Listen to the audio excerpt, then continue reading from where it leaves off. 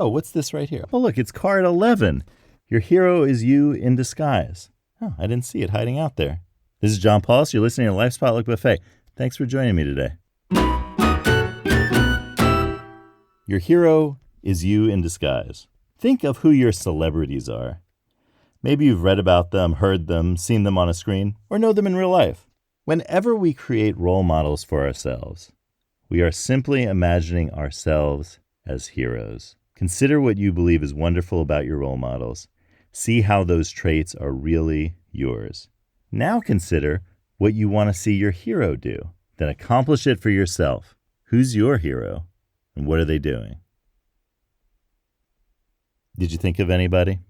Who's the first person that came to mind? Every time I do this card, it's someone different. And sometimes it's like a bunch of people. I can rattle off a bunch of names. Right now, it was a bunch of names. I was thinking of, here we go, Mr. Rogers, Herbie Hancock, Forrest Whitaker, and the television painter Bob Ross. Okay, that's what I got. So those are my four heroes for today. I've said Mr. Rogers before. I remember I did a workshop a while ago, and someone was asking me, well, what was your answer for this before we talked about it? And I said, oh, well, I just wrote Mr. Rogers just now, Fred Rogers. And those of you who listen to episodes of this will see the influence of Fred Rogers on my style. With Fred Rogers, it's two things. First, it's the unquestioned acceptance of who we are, that exactly who we are is wonderful, and that comes without any baggage. Fred Rogers never asks you to be someone different. All Fred Rogers asks you to do is to be yourself. And that is not only sufficient, but that's the best thing you could do. And I really love that. I think of some of the songs that he sang, It's You I Like. And looking at the lyrics of It's You I Like, I'm struck at how philosophical, in the same way that I think my other heroes are, Fred Rogers is in this song.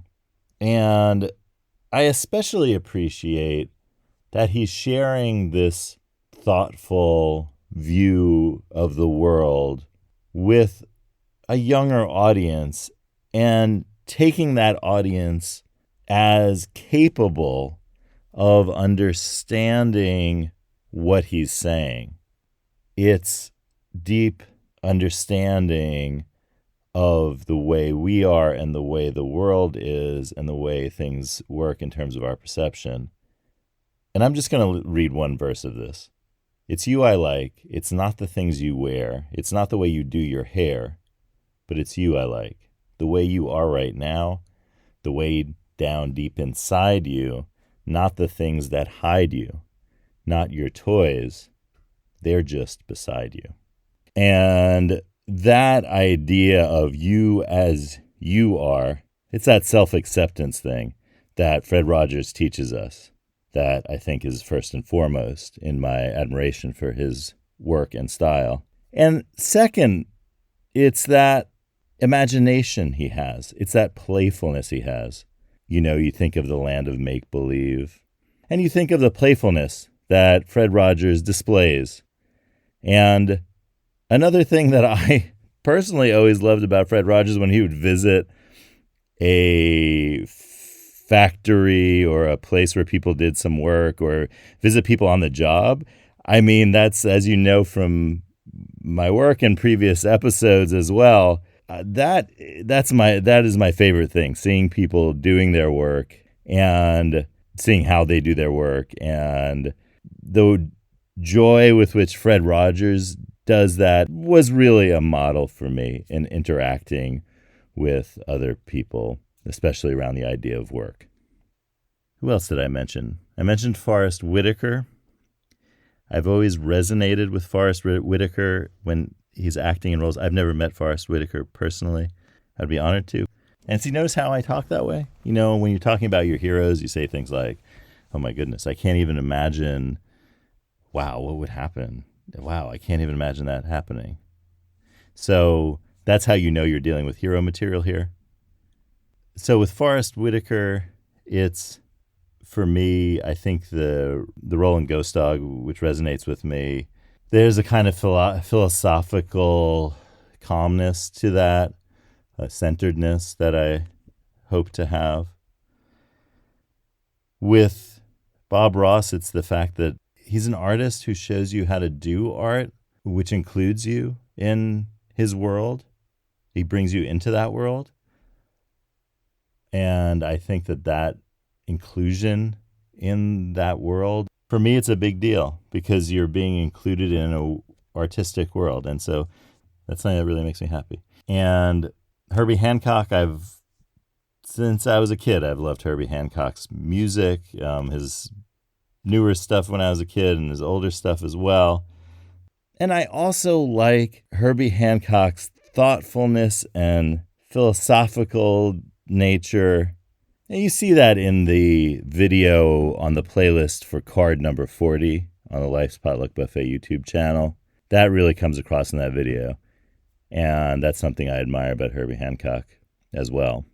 In addition to that creativity that I think really resonates with the creativity and playfulness and joy of my other heroes.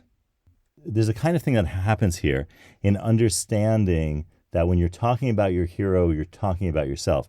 And that kind of statement where you understand that maybe for the first time, that whenever you're putting someone out there as like this person, I could never be that person. They're so great. It's you setting yourself up as the greatest you can be and not understanding that it's you. And you've disguised yourself as another person. When you realize that, and I've talked to many, many people about this, and so I know from experience that when people have heroes, there is something in their heroes that they are simply talking about themselves. Why? Because of rule number 3. The story you told about your hero is actually about you. And when you understand that, clarity comes. Things change. You still like your heroes as much as you liked them before. But now you like yourself a whole lot more. On the YouTube channel for Life's Potluck Buffet, there's a playlist for Card 11 that has 2 videos. This video and a video from PBS NewsHour of several years ago about CIA disguise artists. And it's about this couple, Jana and Tony Mendez, and they wrote a book called Moscow Rules. And in it, Jana talks about just everything you kind of need to know about in an overview of the art of disguise and its connection to espionage.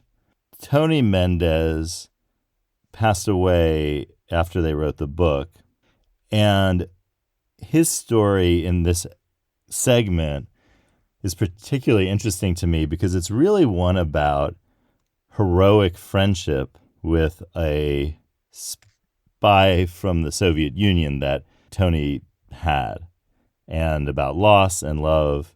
And I really love this episode. So who is your hero? What are they doing that makes a difference to you? And how can you do that and make a difference not just for others, but for yourself too?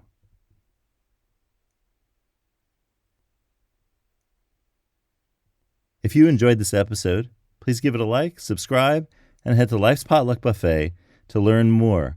Thanks for joining me today, and I hope you have a wonderful day, and I'll see you next time.